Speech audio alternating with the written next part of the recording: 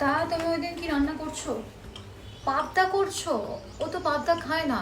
এক কাজ করো, ভেটকি করো। আরে না না, একদমই দুটো করতে হবে না। ওই দিন বাজারের দাম এমনিই খুব চড়া থাকবে। আর তাছাড়া আমি গেলে তো তোমরা নিয়ে আসো।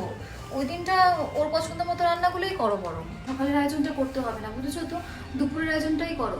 কারণ আমরা হয়তো একদম সকালবেলা গিয়ে পৌঁছাতে পারবো না, এদিকে দিদিভাইটাও আসবে না। একদম সকালবেলা চলে গেলে শাশুড়ির একটু চাপ পড়ে যাবে। আরে হ্যাঁ, উনি আমাকে বলছেনই সকাল সকাল চলে যেতে। তাও একটু খারাপ লাগে না? আর তুমি চিন্তা করো না, আমি ওখানে গেলে দুদিন থেকেই আসবো। হ্যাঁ, সেটাই তো খুব স্বাভাবিক। বৌদিরও তো ওখানে ষষ্ঠী আছে, বৌদিও তো যাবে। আর সকালবেলা বৌদিকে অতটা চাপ দিও না। তুমি যতটুকু পারবে ততটুকুই করো। ও তেমন বেশি কিছু খায় না, অল্প কিছু করলেই হবে। আর নতুন করে জামা কাপড় কিনতে হবে না। বিয়ের সময় এত দুজনে পেয়েছিলাম, আর তোমরাও তো কত দিলে, ওগুলোই পরে শেষ করতে পারিনি। মালতী দিকে বলবো যে আমার ঘরটা একটু ভালো করে পরিষ্কার করে দিতে।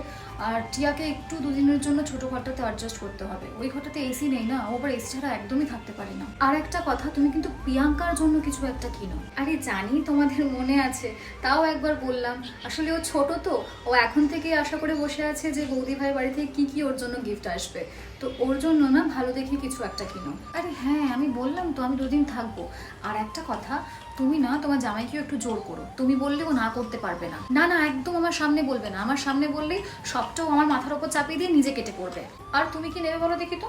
কাতান সিল্ক নেবে নাকি জামদানি নেবে? উফ, বলো না। আবার নেবে না মানে কি? তুমি নেবে না মানে কি ও দেবে না? হ্যাঁ, সেই বরং ভালো। আমি তোমাকে ছবি পাঠাবো, তুমি তোমারটা চুজ করে নিও। আর বাবারটাও বলে দিও বাবার জন্য কি নেবো।